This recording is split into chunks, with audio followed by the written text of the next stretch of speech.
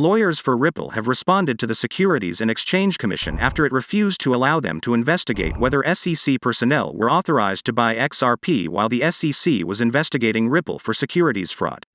Were there any groundbreaking discoveries? Will this drastically change the overall position? Well, stay tuned to find out. But first, we are giving away 25 XRP coins at the end of the month to one random subscriber to start on their XRP journey. All you need to do is to like in the video, subscribe, and comment your thoughts on XRP in the comment section. Welcome XRP Army. Let's grow the XRP Lab community by pressing the like button and subscribe. The SEC has responded to Ripple's move to force the agency to produce detailed answers to its interrogatories with a letter. The plaintiff claimed that the defendants waited until the completion of fact discovery, more than 7 weeks after receiving the SEC initial interrogatory responses, to notify the SEC that the responses were defective. The SEC claims to have updated 5 of the responses in question, met and consulted with defendants, and asked them to determine what specific material they still needed. Defendants refused, filing the motion less than 3 hours before fact discovery was to complete. According to the Federal Rules of Civil Procedure, the agency has substantively answered the interrogatories at issue. According to the court's recent instruction, a party does not need to catalog every fact or piece of evidence as long as it identifies representative samples and provides meaningful disclosure. Defendants' position here boils down to a complaint that they don't like the answers they got to the interrogatories in question, in part because the SEC and defendants have different interpretations of the applicable law. However, the SEC is not obligated to respond to the interrogatories in a fashion that accepts defendants' incorrect interpretation of the law. The parties' disagreement over how the relevant legal principles should be applied should be addressed by Judge Torres at summary judgment, not on a motion to compel interrogatory responses, the plaintiff argued in the letter. The SEC hypothesis of how the Howey test applies to practically all of defendants' XRP transactions over the previous 8 years is the subject of Ripple's interrogatories. The architect of the XRP ledger submitted its application to compel a few days after the well-publicized phone conference, which resulted in the judge being dissatisfied with the SEC arguments and demanding an in-camera review of the papers SEC claims privilege over.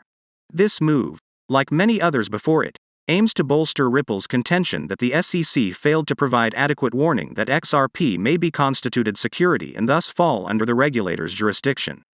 Many experts question whether the Howey test can be used to establish the nature of digital assets because the emerging asset class appears to follow entirely different laws.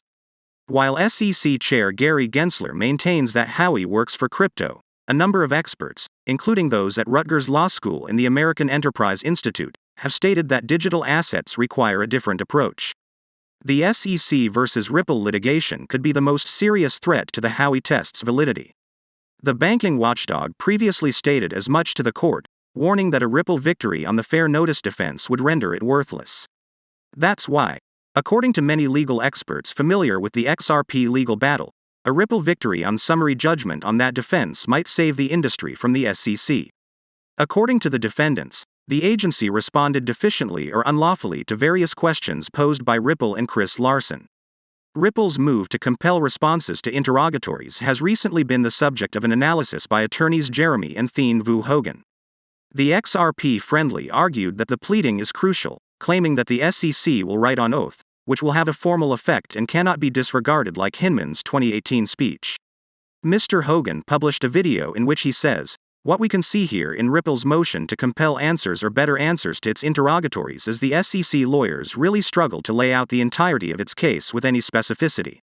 Now let's take a look at the evidence that XRP was offered as a security.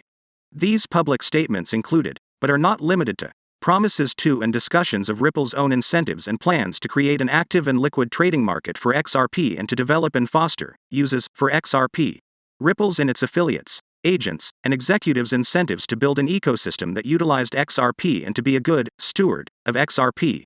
Ripple's significant holdings of XRP and its relationships to the company's financial operations. Ripple's and its affiliates, agents, and executives' actual efforts to create demand for XRP. And statements touting the increase in price of XRP and its availability on digital asset trading platforms. These types of statements, and others of substantially similar sum and substance, were made, among other places, in YouTube videos, tweets, and posts on digital asset discussion fora by Ripple personnel David Schwartz, Patrick Griffin, Arthur Brito, Brianne Madigan, Monica Long, Ashish Burla, Miguel Villas, and defendants Garlinghouse and Larson, though many other Ripple employees made such public statements as well. From 2013 through 2020, public statements posted by Ripple on its website and on its Twitter or YouTube accounts, including periodic updates in the quarterly XRP market reports, emails between Ripple personnel and members of the public discussing Ripple and/or XRP, and in-person conversations between Ripple personnel and members of the public discussing Ripple and/or XRP, such as at digital asset discussion symposia or fora.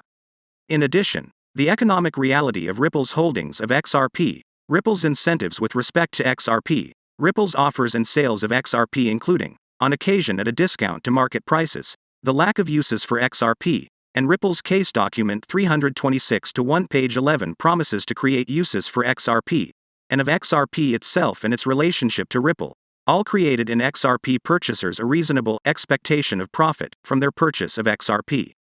The SEC claims that Ripple was involved in the creation of a liquid XRP market. We believe we can all see why it would do so. Its use case for XRP necessitates a liquid market. Also, Ripple committed to developing uses for XRP. Secondly, Ripple allegedly tried to rig the price of XRP. We all know Ripple failed in this endeavor. Nothing Ripple has ever done has appeared to have a significant impact on the price of XRP. But the point is that it tried. The SEC also names particular individuals who attempted to manipulate the market and did so using Twitter and YouTube. However, consider what has occurred since the motion was filed. Finally, the SEC claims that XRP had no utility and that purchasers were looking to Ripple to develop uses for it, hence increasing its value. Well, there you have it. Now let's dig in and see how XRP was doing on the 9th of September. On the 4-hour chart, XRP price activity shows a downtrend will continue. Ripple, on the other hand, sees some strong price activity that could continue into tomorrow's trading day. For XRP, all three oscillator levels are extremely oversold. In a bear market, the Relative Strength Index, RSI, has rebounded off the midway between two oversold levels 20 and 30. The composite index has also rebounded strongly. Note that the composite index's current low is the lowest low for 2021 on the 4-hour chart. This could be a sign of further downside pressure to come. Finally, the Optex bands line dropped to its lowest point, and a strong responsive bounce ensued. The increase is anticipated to carry some impetus for XRP toward the $1.14 to $1.17 value ranges, which are occupied by the Tenkan Sen, $1.14, and Kijun Sen, $1.17. In that case, XRP's RSI will most likely be trading at one of the overbought levels seen in a bear market, 55 or 65. Similarly, the Optex bands will be trading at an overbought level. Bears should keep an eye on XRP price, whether it goes to the $1.17 value range or stays near the $1.10 level. For continuing south, that will accelerate if XRP falls below the most recent swing low at $1.01. A confluence zone of the 38.2% Fibonacci retracement and the 100% Fibonacci expansion level, both at 84 cents, is the target zone for bears. Bears should be on the lookout for an increase in the number of XRP bulls eager to set off a bear trap. Within the Ichimoku system, a rebound to $1.22 will put the price of XRP back into a strong bullish state. Do you invest in XRP? If you want to continue to know about XRP, we have got 2 more videos waiting for you on the end screen to check out. Make sure to subscribe and give us a thumbs up. Thank you so much for watching. See you in the next video. Before heading out, kindly note that prices of cryptocurrencies frequently change, so by the time you watch this video, it might have changed to a whole new value.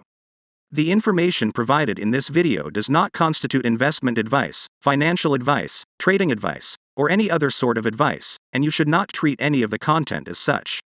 The content in this video is for educational purposes only and hence should not be considered as financial advice. Do conduct your own due diligence and consult your financial advisor before making any investment decisions.